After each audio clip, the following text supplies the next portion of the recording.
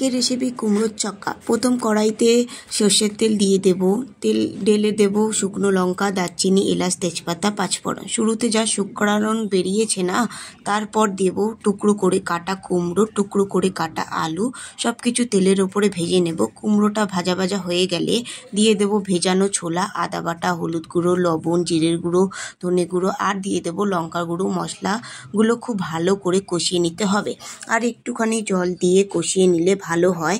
এতে করে মশলা খুব ভালো করে কষানো হয়। কষানো হয়ে গেলে বেশ কিছুটা জল দিয়ে দেব কুমড়োর তরকারি দিয়ে। কুমড়ো আলু গলা পর্যন্ত রান্না অসাধারণ লাগে। দিয়ে দেব ভাজা গরম মশলা।